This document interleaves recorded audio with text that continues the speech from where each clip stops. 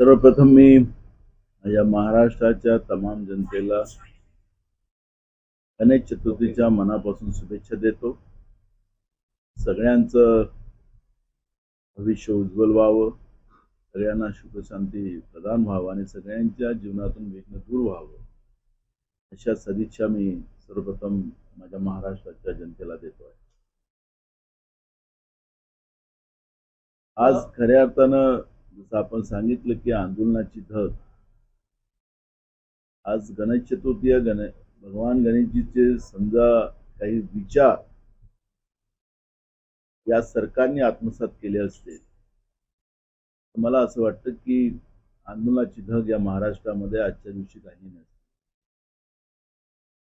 मराठा आंदोलकांना फसवलं गेलं, ओबीसींना फसवलं गेलं, मागासवर्गीयांना फसवलं गेलं आणि हे फसवं सरकार जे महाराष्ट्रात आहे ते आता आपली तिजोरी भरायला महाराष्ट्रामध्ये पुन्हा दारूची दुकानं उघडायला निघालेले आहेत, दारूच्या फॅक्टऱ्या उघडा निघालेल्या आहेत. हा व्यसनाधीन समाज निर्माण करण्याचं जे मानस या सरकारने केलेलं आहे, ही सरकारची नेमकी मानसिकता काय हे आपल्याला पाहायला भेटतंय. त्यामुळे आंदोलनाची धग ही थांबवायची असेल तर भगवान गणेशजीचा जो उत्सव आपण आज महाराष्ट्रात, कारण की आपला महाराष्ट्राचा उत्सव आहे जगामध्ये चालतो, उत्सवाच्या निमित्तानं गणेशजीचे विचार या सरकारने आत्मसात केले. या पद्धतीचं कुठल्याही आंदोलनाची धग राहणार नाही असं आम्हाला वाटतं. जरांगे पाटील यांची मूळ मागणी आहे की त्यांना ओबीसी मधून आरक्षण द्यावं. तुम्ही त्या मागणीच्या समर्थनार्थ आहात की विरोधात आहात? तुम्हाला काय वाटतं? बघा, आम्ही याची भूमिका सांगितलेली आहे. काँग्रेसकडून वारंवार ही भूमिका स्पष्ट केली गेलेली आहे की जातीनिहाय जनगणना सरकारने तातडीनं सुरू करावी.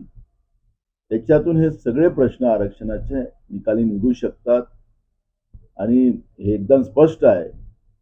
पण नरेंद्र मोदींनी एकीकडे पहलगामची घटना झाली आणि जेव्हा देशामध्ये सगळ्या लोकांच्या मनात सरकारच्या विरोधात उद्रेक सुरू झाला, त्याच काळात तातडीनं कॅबिनेटमध्ये राहुलजी जी मागणी सातत्यानं करत होती त्या मागणीला त्यांनी मान्यता दिली. पण अजूनपर्यंत जातीनिहाय जनगणना सुरू झाली नाही आणि तिचं स्ट्रक्चर काय राहणार ते अजूनपर्यंत पुढे आलेलं नाही. हे सगळे प्रश्न जातीनिहाय जनगणनेतून सुटू शकतात आणि ते जातीनिहाय जनगणना त्यांनी तातडीने करावी. त्यामुळे सगळ्या समाजाला या माध्यमातून न्याय मिळू शकतो. कोर्टाने कुठतरी परवानगी नाकारलेली आहे, म्हणजे मुंबई शहरामध्ये शासन करण्यासाठी दुसरे पर्याय दिले आहेत तरी आंदोलनासाठी जरांगे निघत आहे. बघा, माननीय न्यायालयांच्या आदेशाचं पालन केलंच पाहिजे, ही भूमिका आमची आहे. पण सरकारने 2 पावलं पुढे जाऊन त्यांच्याशी बसलं पाहिजे, त्यांच्याशी चर्चा केली पाहिजे. या पद्धतीनं सातत्यानं गेले 5 वर्ष या महाराष्ट्रामध्ये, जवळपास 2.5 वर्ष महाराष्ट्रामध्ये आंदोलनाची धग पेटत होती, महाराष्ट्र पेटत होता आणि सरकार आपले उद्योगपत्यांशी त्यांचे व्यवहार चाललेले होते. असं हे सरकार राहू शकत नाही.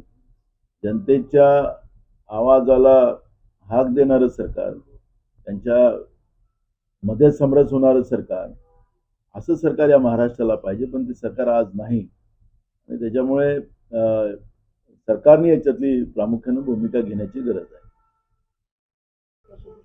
जरांगे जातनिहाय गणना होईपर्यंत थांबायला तयार नाही, तर ती पण एक बाजू आहे सगळं. भाजपचा खोटारडा गेले 11 वर्षापासून हा देश बघतो आहे. प्रधानमंत्री नरेंद्र मोदींनी अनेक घोषणा केल्या,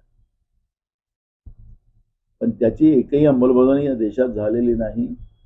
राज्याच्या फडणवीस सरकारने 2014 ते 19 अनेक घोषणा केल्या, त्याची अंमलबजावणी झाली नाही. गेल्या 2.5 वर्षात अंमलबजावणी झाली नाही.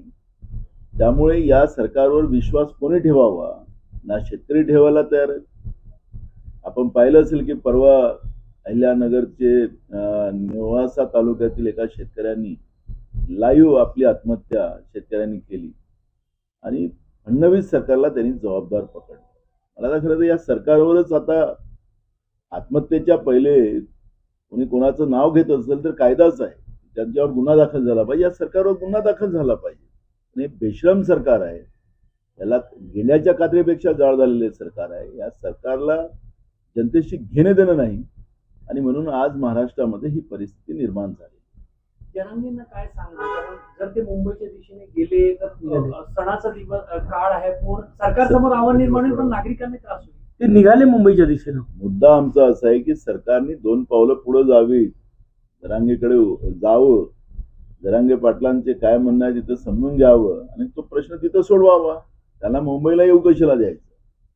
पण सरकारच आपण बसून या पद्धतीनं लपत असेल तर मग आता त्यांनी काय निर्णय घ्यायचा, ते कोर्टाचा आदेश पाळायचा की नाही पाळायचा तो त्यांचा भाग आहे.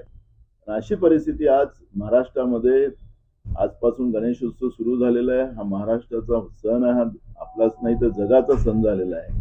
त्यामुळे याच्यावर कुठलं विरजण पडता कामा नये, याची सरकारने जबाबदारी घ्यायची. हो, तुम्ही जरांगे पाटलांच्या आंदोलनाला भेट द्यायला जाणार नाही तर मूळ प्रश्न आहे की आंदोलनाचा विषय आहे की सातत्यानं आंदोलन चाललेलीच आहे आणि त्यांची मागणी सरकारकडून आहे.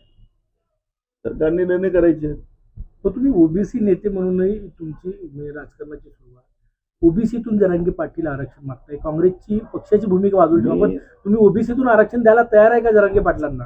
मूळ प्रश्न मी तुम्हाला सांगितलंय की आपल्या देशामध्ये विविध जातीची लोक आरक्षणाच्या लाईनमध्ये उभी आहेत आणि त्याच्यामुळे या सगळ्या प्रश्नाला न्याय, फक्त मराठा आरक्षणाचाच इश्यू नाही, या सगळ्या प्रश्नाला न्याय द्यायचा असेल तर त्याला जातीनिहाय जनगणनाच महत्वाची आहे. आणि जातीनिहाय जनगणनेचं आम्ही काही सत्तेच्या बाहेर निघाल्यावर नाही बोलत आहे.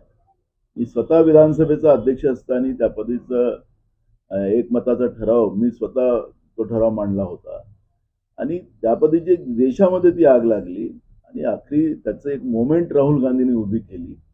पण भाजप या सगळ्या व्यवस्थेला ओबीसीचे प्रधानमंत्री असं सांगतात आणि ओबीसीवरच अन्याय करतात. त्याच्यामुळे साधं मुलांच्या शिष्यवृत्त्या दिल्या जात नाही. आज ग्रॅज्युएट पोस्ट ग्रॅज्युएट पोरांच्या सुद्धा बाकी समाजाला न्याय दिला जातो आणि ओबीसी समाजाला न्याय दिला जात नाही. तर आखरी मी एका समाजापुरतं बोलत नाही, आपण विषय काढला म्हणून सांगतोय आणि म्हणून मी आपल्याला सांगतोय की कोणाच्या हिश्श्यातून कोणाला द्यायच्यापेक्षा सगळ्यांना न्याय द्यायची असेल तर त्याला एक जातीनिहाय जनगणनाच हा त्याला पर्याय आहे. आणि तातडीनं हे डबल इंजिनचं जे सरकार आहे राज्यात आणि केंद्रात, इथं तर 3 इंजिनचं सरकार आहे महाराष्ट्रात, पण ते डबल इंजिन सांगतात. त्या डबल इंजिननी या सगळ्या प्रश्नाला न्याय देण्यासाठी पुढाकार घ्यावा.